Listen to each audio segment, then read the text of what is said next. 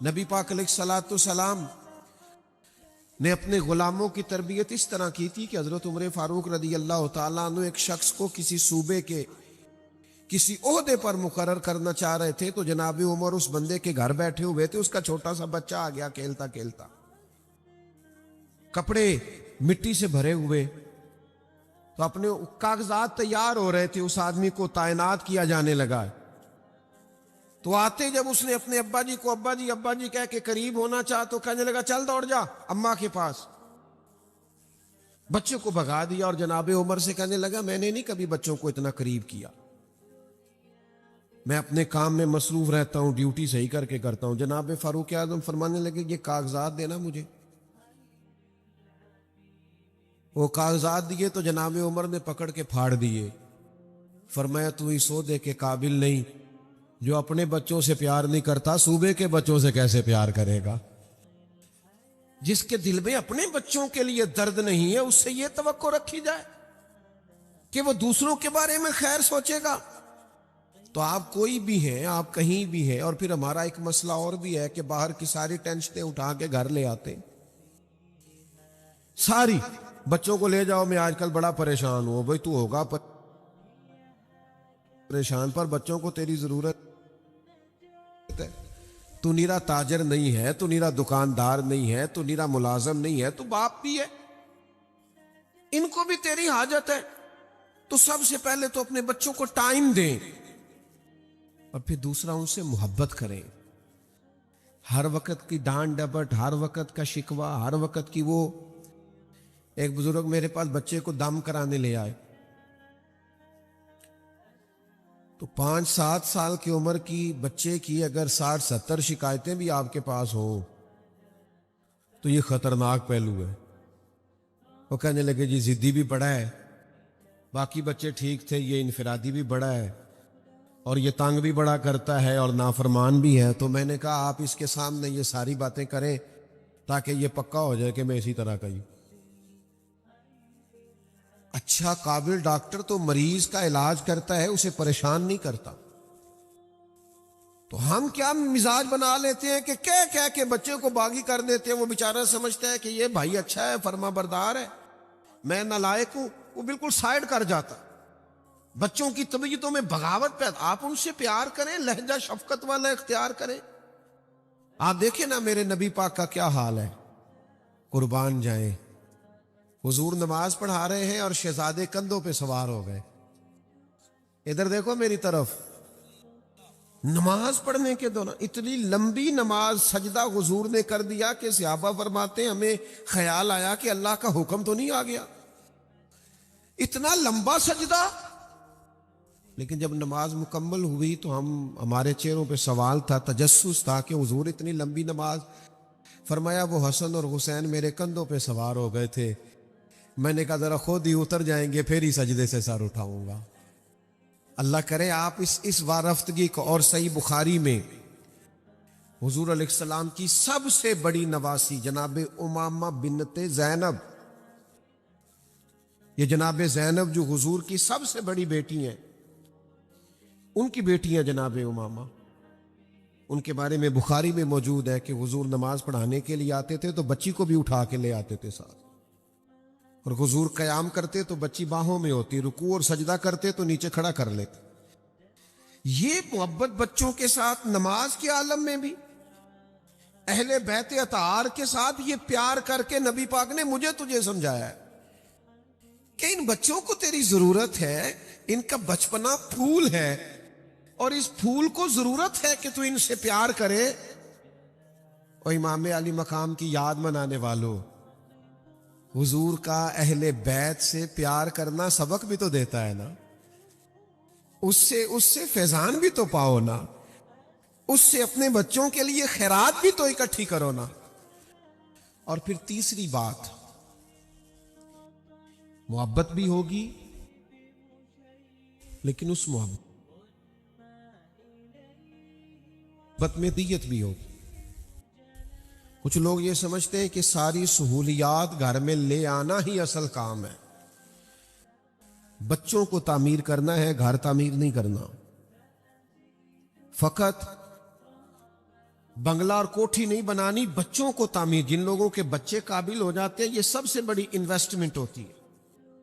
نبی پاک علیہ السلام شدید محبت فرماتے اہل بیت اطہار سے، لیکن اس کے ساتھ ساتھ جو تربیتی معاملات تھے، جو سمجھانے کا طریقہ تھا، جہاں بچوں کی تربیت کرنی ہے، ہم لوگ کیا کرتے ہیں؟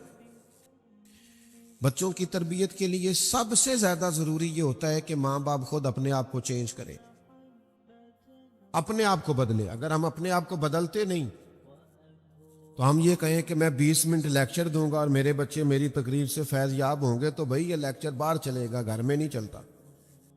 آپ کو عملاً ہمارے نا گلی سے ایک نوجوان گزرا کرتا تھا، تو ایک زمانہ ایسا تھا جب جوانوں کو نا ایک شوق لگا تھا موٹر سائیکلوں پہ تیز ہارن لگانے کا۔ وہ زور سے بجتے تھے تو بعض بڑے بورے پھر برا بلا بھی کہتے تھے، تکلیف ہوتی تھی۔ شاید آپ میں سے بھی کچھ لوگوں نے دیکھا ہو۔ اللہ کا شکر ہے اب وہ موٹر سائیکلوں پہ اتنے سخت ہارن اب نہیں نظر آتے، لیکن کچھ سال پرانے یہ رواج تھا۔ ایک نوجوان گلی سے گزرا کرتا تھا، ہارن بڑا تیز بجاتا تھا۔ اماں جی مریض تھی شوگر کی، تو بڑی تکلیف اس کے ہارن سے محسوس کرتی۔ تو وہ بعض جوانوں کا یہ حال ہوتا ہے کہ جس کام سے منع کرو وہ کام زیادہ کرتے ہیں۔ تو اس کو ایک آدھ دفعہ ہمارے گھر سے شکایت گئی، تو اب اس نے پکا پروگرام بنا لیا کہ اس دروازے پہ ضرور بجانا ہے۔ تو ایک دو دفعہ سخت سست بھی اسے کہا، بات جھگڑے تک بھی آئی، لیکن وہ بس نادان تھا، وہ ضرور بجاتا۔ پھر کچھ وقت گزرا، ٹائم بیتا، کچھ مہینے، کچھ سال، اس نے وہ کام چھوڑ دیا۔ ہارن بھی اس نے صحیح والا لگوا لیا اور خاموشی سے گزرنا شروع کر دیا۔ تو شرارتی شرارت نہ کرے پھر بھی ٹینشن ہوتی ہے، اب کیوں نہیں کر رہا، لوگ وجہ بھی جاننا چاہتے ہیں۔ تو وہ والدہ سے وہ مجھے کہنے لگی، انہوں پوچھی کی ہویا، ان کی میں صحیح ہو گیا ہے۔ تو میں نے اسے ایک دن کھڑا کر لیا، میں نے کہا خیر ہے جناب، بدلے بدلے سے میری سرکار نظر آتے ہیں، پہلے تو آپ اس طرح کے نہیں تھے۔ تو وہ شخص نہایت سنجیدگی سے کھڑا ہوا، اب اس نے نہایت سنجیدگی سے بات بتائی، کہنے لگا میرے گھر میں نا بیٹی پیدا ہوئی ہے، اور میری والدہ نے مجھے کہا ہے پتر تیاں دے پیو انج دیاں حرکتاں نہیں کرتے، تو بیٹی کا باپ۔ بس میں سمجھ گیا، اب اس کے بعد چھوڑ دی ساری چیزیں۔ بیٹی کا باپ، اللہ کرے آپ کو اور مجھے سمجھ آئے ان چیزوں کی۔ جب بچے ہو جائیں پھر انسان کا کردار، عمل، آپ کو پتہ ہے جب ماں باپ لڑتے ہیں تو بچوں کی کیفیت کیا ہوتی ہے؟ ڈاکٹر کہتے ہیں سب سے زیادہ ڈپریشن کا شکار وہ بچے ہوتے ہیں جن کے ماں باپ سخت لڑائی کرتے ہیں۔ اب اپنے بچوں کی کیفیت دیکھے روتے کس طرح سے، جھگڑے تک بھی آئی، لیکن وہ بس نادان تھا، وہ ضرور بجاتا۔ پھر کچھ وقت گزرا، ٹائم بیتا، کچھ مہینے، کچھ سال، اس نے وہ کام چھوڑ دیا۔ ہارن بھی اس نے صحیح والا لگوا لیا اور خاموشی سے گزرنا شروع کر دیا۔ تو شرارتی شرارت نہ کرے پھر بھی ٹینشن ہوتی ہے، اب کیوں نہیں کر رہا، لوگ وجہ بھی جاننا چاہتے ہیں۔ تو وہ والدہ سے وہ مجھے کہنے لگی، انہوں پوچھی کی ہویا، ان کی میں صحیح ہو گیا ہے۔ تو میں نے اسے ایک دن کھڑا کر لیا، میں نے کہا خیر ہے جناب، بدلے بدلے سے میری سرکار نظر آتے ہیں، پہلے تو آپ اس طرح کے نہیں تھے۔ تو وہ شخص نہایت سنجیدگی سے کھڑا ہوا، اب اس نے نہایت سنجیدگی سے بات بتائی، کہنے لگا میرے گھر میں نا بیٹی پیدا ہوئی ہے، اور میری والدہ نے مجھے کہا ہے پتر تیاں دے پیو انج دیاں حرکتاں نہیں کرتے، تو بیٹی کا باپ۔ بس میں سمجھ گیا، اب اس کے بعد چھوڑ دی ساری چیزیں۔ بیٹی کا باپ، اللہ کرے آپ کو اور مجھے سمجھ آئے ان چیزوں کی۔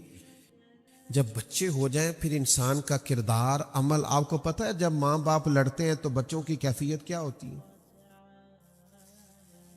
ڈاکٹر کہتے ہیں سب سے زیادہ ڈپریشن کا شکار وہ بچے ہوتے ہیں جن کے ماں باپ سخت لڑائی کرتے ہیں. آپ اپنے بچوں کی کیفیت دیکھیں, روتے کس طرح سے, کہاں کس طرح سے, یا والدین لڑائی کرتے ہیں. آپ اپنی انا کی خاطر اپنے بچوں کو تکلیف دے رہے ہیں.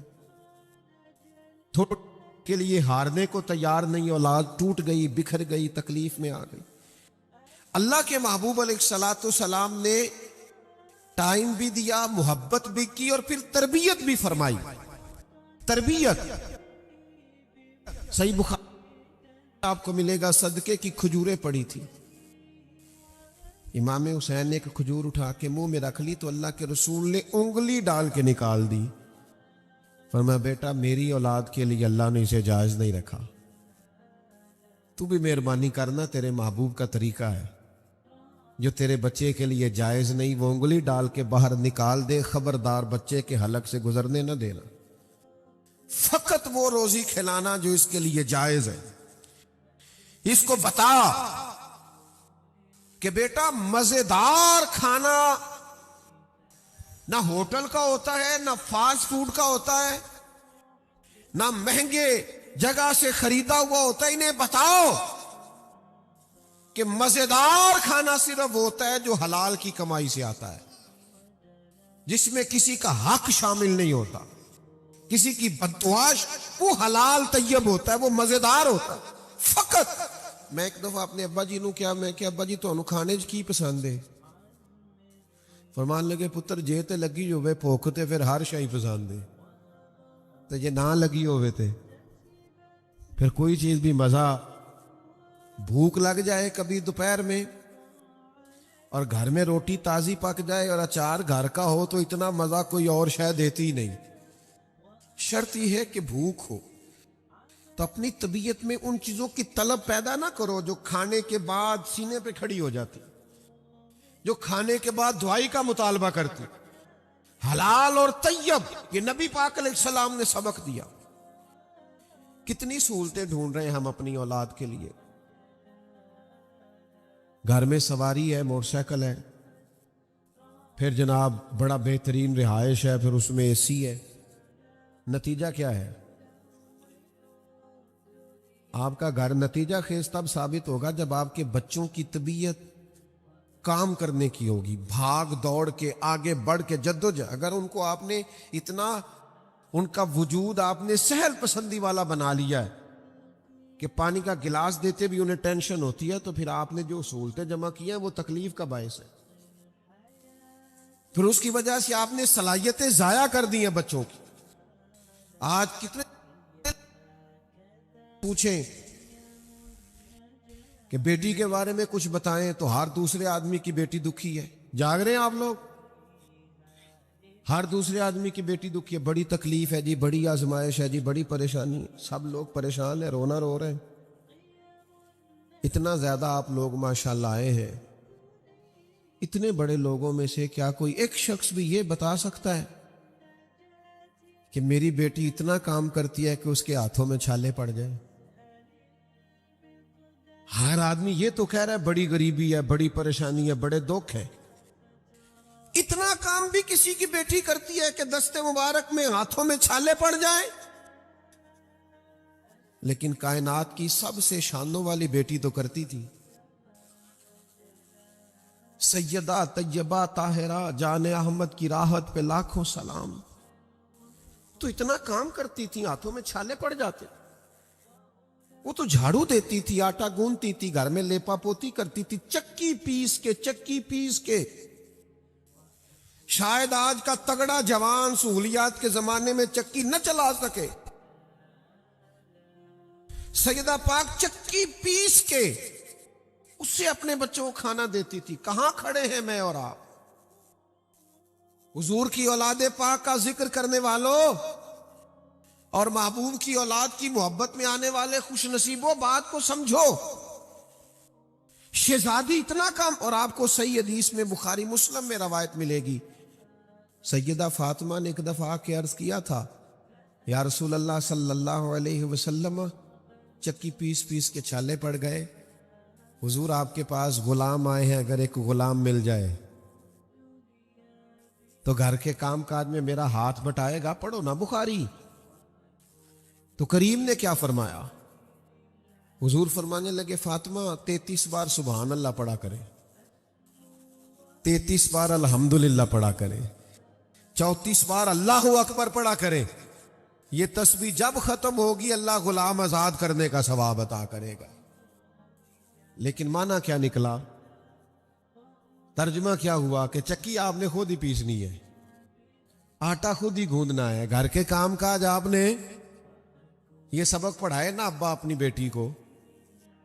وہ تو کہتا ہو بچی آئی تھی بڑی تکلیف میں، بھئی آپ اسے یہ سبق دیں جو حضور نے اپنی شہزادی کو دیا۔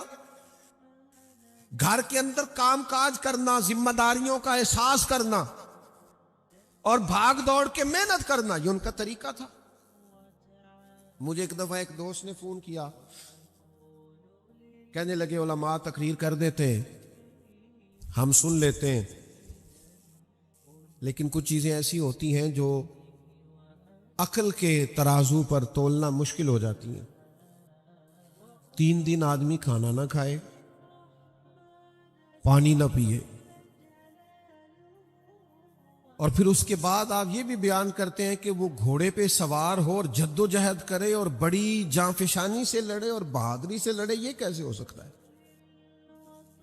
رمضان شریف میں بعد اثر انسان کے وجود نڈھال ہو جاتا ہے پوری طرح، اور افطار کے بعد بھی اس سے پوری طرح سنبھلا نہیں جاتا، مشکل ہوتا ہے کچھ دیر۔ تو 3 دن مسلسل بندہ کھانا نہ کھائے، پانی نہ پیے، ڈھب سے سو نہ سکے، اور پھر اس کے بعد وہ گھوڑے پہ سوار ہو اور بڑی ہمت کے ساتھ لڑے، یہ عقلاً تو میں نے کہا پہلی بات تو اس کا جواب روحانی ہے، وہ یہ ہے جو فاضل بریلوی نے دیا ہے کہ تیری نسل پاک میں ہے بچہ بچہ نور کا، تو ہے عین نور تیرا سب گھرانہ نور کا۔ لیکن اگر آپ کچھ تھوڑا سا عقلاً بھی چیزوں کو سمجھنا چاہیں تو پھر بھی بعید نہیں، یہ بات دور نہیں، یہ زیادہ تر صبر وہ بندے نہیں کر سکتے جو شروع سے صبر کے عادی نہیں ہوتے۔ وہ ہمارے بچوں کا آج کل ماحول اس طرح کا ہے نا کہ وہ کھانا نہ پکا ہو تو موبائل توڑ دیتے ہیں، بلکہ مرضی کا نہ پکا ہو پھر بھی نقصان کرتے ہیں۔ اس کی وجہ یہ ہے کہ وہ حوصلہ، وہ صبر، وہ گہرائی ہم پیدا نہیں کر سکے اپنی نسل کے اندر، ہم نے وہ اسباق پڑھائے نہیں، لہذا ماحول اور طرح کا ہے۔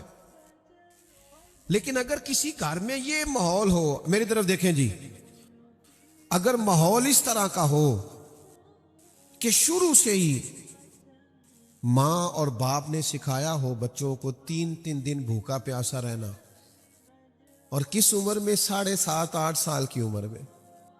امام فخر الدین رازی رحمۃ اللہ نے لکھا ہے 3 دن روزہ رکھا سیدہ فاطمہ نے، مولا علی نے 3 دن روزے رکھے 3 دنوں کے لیے۔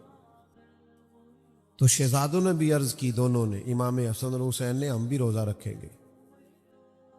کھجور پانی سے روزہ رکھا جاتا، تھوڑے سے جوں مولا علی لائے تو سیدہ نے پیس کے ان سے روٹیاں پکائیں، 3 4 روٹیاں پکیں۔ افطار کا ٹائم آیا، عین افطار کے وقت دروازے پر مانگنے والا آیا،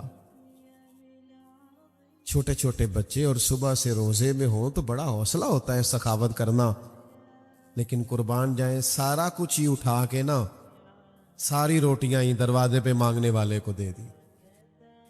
پھر پانی کھجور سے افطار، پھر اگلے دن پانی کھجور سے ہی سحری، پھر این ٹائم آیا افطاری کا، تھوڑے سے جوں آئے، پیسا گیا، روٹیاں پکی تو پھر مانگنے والا آ گیا، پھر دے دی۔ تیسرے دن پھر یہی منظر ہوا۔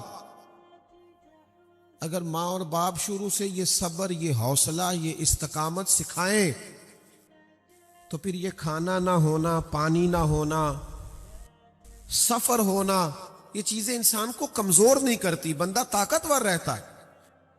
جو 7.5 8 سال کی عمر میں عادی تھے 3 دن روزے رکھنے کے، وہ میدان کربلا میں لوگوں نے اس بات میں انہیں کمزور کرنا چاہا تو وہ کمزور نہیں ہوئے، بلکہ ڈٹ کے میدان کے اندر کھڑے رہے۔ میں بس تھوڑی دیر میں اپنی بات سمیٹنے لگا ہوں، آپ غور فرمائیے گا۔ پھر اس پر بڑی بات، ہمارے یہاں نا بے عملی کے لیے لوگوں نے بڑے بہانے تلاش لیے ہیں، بڑے،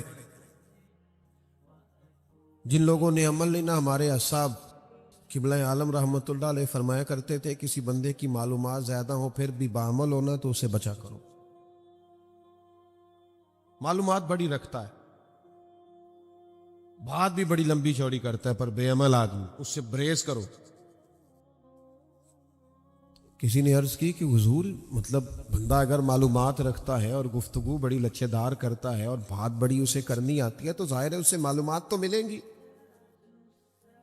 اس شخص سے انسان کی اپنی معلومات میں اضافہ تو ہوگا، لیکن اس سے بچنے کا معنی، تو فرمانے لگے بچنے کے لیے اس لیے کہا ہے کہ بہت معلومات رکھنے والا بندہ جب بے عمل ہوتا ہے نا تو وہ اپنی بے عملی پر بھی دلائل دیتا ہے، وہ اپنی بے عملی پر بھی دلیلیں قائم کرتا ہے، لہذا نقصان زیادہ کرتا ہے. وہ انسان کے ذہن میں باتیں، آج کل بڑے لوگ آپ کو ملیں گے جنہوں نے جان چھڑانی ہوتی ہے نا، معاذ اللہ تعالیٰ کسی دینی کام سے تو بہانے بازی کرتے ہیں، جھوٹ بولتے ہیں. مثلا اگر کوئی بندہ کہتا ہے کہ مجھے نماز کا ٹائم نہیں ملتا تو میرے خیال میں دنیا میں اس سے بڑا جھوٹ کوئی نہیں، یہ جھوٹ بولتا ہے. کیوں؟ لا یکلف اللہ نفسا الا وسعها، اللہ فرماتے ہیں میں کسی پر وہ بوجھ ڈالتا ہی نہیں جو اسے اٹھایا نہ جائے. تو اللہ نے نماز فرض کیا، اس کا مطلب ہے ہم پڑھ سکتے تھے، لیکن ہمارے پاس ٹائم ہے، ذرا بندے راضی کرنے کا ٹائم ٹھیک ٹھاک ہے. پتر تو ولیمے پہ چلے جانا اور میں فلاں جگہ فوتگی ہو گئی وہاں چلا جاؤں گا، اور چھوٹے بھائی کو بھیج دیتے ہیں وہ فلانی جگہ ایک کٹ ہے. دنیا راضی کر رہے، دنیا. اور دنیا کا ماحول یہ ہے کہ آپ جتنی مرضی کوشش کر لیں. حضرت مولا علی شیر خدا فرمایا کرتے تھے جس طرح زیادہ بھیڑیں سنبھالی نہیں نہ جاتی، ادھر کی ہانک کے لاؤ تو ادھر والی نکل جاتی، اور ادھر والی ہانک کے لاؤ تو یہ ماحول ہوتا ہے. کبھی یہ ذہن نہ بنائیں کہ میں نے اللہ کو ناراض کر کے دنیا کو راضی کرنا، کبھی بھی، ورنہ دل سخت ہو جائے گا. لوگ ایک کھلونا بنا لیں گے، خوش آمدے کرنا ضروری ہو جائے گا. آپ محسوس کریں گے آپ کی اپنی ذاتی کو سوچ نہیں رہ گئی، آپ پتہ نہیں کیا ہو گئے، آپ کو کوئی معیار نہیں ملے گا، آپ کسی سٹیٹس کے قائل نہیں رہیں گے. آپ بالکل اپنی زندگی میں حقائق پر اور تقوی پر آپ اس وقت قائم رہتے ہیں جب پیش نظر اللہ رسول کی رضا ہوتی ہے. اس کو فوقیت دیں، ادھر توجہ رکھیں. آپ خود بخود محسوس کریں اگر اللہ کو منظور ہوا تو لوگوں کے دلوں میں بھی محبت پیدا فرما دے گا، اور اگر نہ بھی منظور ہوا تو کسی کی زیادہ شہرت ہونا اس بات کی دلیل تو نہیں کہ اللہ اس سے زیادہ راضی ہے، یہ کوئی اس کی دلیل تو نہیں. دعا فرمائے اللہ تعالیٰ اپنی رضا عطا فرمائے، وہ کرم نصیب کرے، وہ فضل فرمائے، وہ ہم سے درگزر فرمائے. بہرحال بات ختم کرنے کی طرف آ رہا ہوں. نسبت کا بہانہ لگا کے بھی بڑے لوگ بے عملی کرتے اور زیادہ کرتے. سب سے قریبی نسبت نبی پاک سے امام حسن اور حسین کو حاصل ہے، سب سے قریبی. لیکن جتنا سجدوں سے پیار میرے نبی کے گھر والوں کو ہے نا، جتنا 25 حج کیا امام حسن اور حسین نے مدینہ طیبہ سے مکہ مکرمہ پیدل جا کے، 25 حج، سواریاں موجود ہوتی، لیکن فرماتے تھے اس کی بارگاہ میں حاضری دینا ہے تو پیدل جانے کو جی چاہتا ہے. انہوں نے عبادات کے ساتھ اپنے آپ کو، سارا دن حضرت فاطمہ کام کاج کرتی، بچوں کو سنبھالتی، ڈیوٹی کرتی، چکی پیستی. امام حسن کہتے ہیں لوگ سو جاتے اور پاک رسول کی پاک بیٹی مصلی بچھا لے، پھر اپنے رب کو یاد کرتی، پھر دعائیں مانگتی، پھر اس کے حضور حاضری دیتی. آپ کو پتہ ہے ساری دولتیں ہونے کے باوجود لوگ پریشان کیوں رہتے ہیں، بے قرار اور بے چین کیوں رہتے ہیں؟ جس طرح آپ کا وجود کھانا اور نیند مانگتا ہے، پانی مانگتا ہے، اسی طرح آپ کی روح عبادت مانگتی، آپ کی پیشانی سجدہ مانگتی، آپ لمبی دعائیں کریں. یہ جو ٹینشنیں لوگوں کو بتاتے ہو اور پھر وہ بعد میں مذاق بناتے ہیں کہ فلانا بھی آیا تھا جی، میں کدھر کدھر جاؤں. ہمارے دین نے ہمیں کہا ہے نہ بتا لوگوں کو، تو اللہ رسول کو بتا. وہاں بتا، تیرا راز بھی رکھا جائے گا، تیری عزت بھی قائم رہے. ذاتی اور نجی دکھ کبھی دنیا داروں سے نہ کرے، رب رسول سے کرے. کرم نوازی ہو جائے گی، فضل ہو جائے. لمبی دعائیں مانگنا، اللہ کی بارگاہ میں حاضری دینا اور اپنے آپ کو مصلی سے وابستہ رکھنا، یہ حضور کی اولاد پاک کا طریقہ ہے. ہماری ہر شے آباد ہے. مجھے ایک دوست نے تھوڑے دن پہلے ایک مجاہدہ پوچھا، کہنے لگا کوئی مجاہدہ بتائیں. میں نے کہا مجاہدہ یہ ہے کہ آپ نے 30 منٹ موبائل کو ہاتھ نہیں لگانا. لیکن وہ ناکام ہو گیا 12 منٹ کے بعد. کیا زندگی ساری سکرینوں کے اندر ہے؟ اب تو ڈاکٹر کہنے لگے لوگوں کی نیند نہیں پوری ہوتی کیونکہ موبائل تکیے کے نیچے ہوتا ہے. ہر وقت وہ دماغ میں چلتا ہے، اس سے جان چھوٹے گی. تو نماز کے دوران بھی میں دوستوں سے کہا کرتا ہوں کہ نماز پڑھنے لگو تو اسے سائلنٹ بھی نہ کرنا، اسے بند کرنا، چونکہ یہ ہلے گا تو پھر بھی توجہ تقسیم ہوگی، خیالات بکھریں گے. خدا رہا کچھ وقت اللہ رسول کی بارگاہ میں گزارے، اپنے معاملات اپنے رب کی بارگاہ میں عرض کریں. کس طرح زندگی کے شب و روز گزریں گے اگر روحانی طور پر کمزور ہو گئے؟ 9-10 محرم کی درمیانی رات عمر ابن سعد نے آ کے کہا امام علی مقام سے 2 ہی باتیں ہیں، یا جنگ کریں گے یا آپ بیعت کریں گے. اچھا ایک اور بات بھی یہاں کر لوں آپ سے. یہ یزید تو ظاہراً کلمہ بھی پڑھتا تھا، کبھی کبھی جمعہ بھی پڑھا دیتا تھا دمشق کی جامع مسجد میں، لیکن چونکہ بدکار تھا، بے حیا تھا، اہل نہیں تھا، تو امام حسین نے جان قربان کر دی. لیکن اس کے ہاتھ میں ہاتھ تو یہ جو لوگ شرابیوں کبابیوں کے ووٹر سپورٹر بنتے ہیں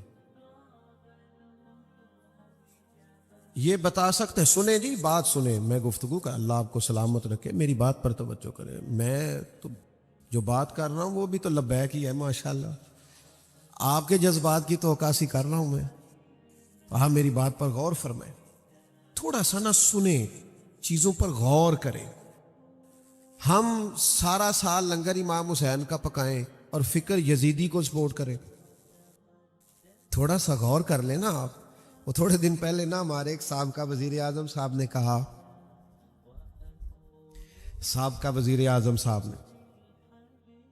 انہوں نے کہا کہ شکر ہے قوم کی ہم سے جان چھوٹ رہی ہے.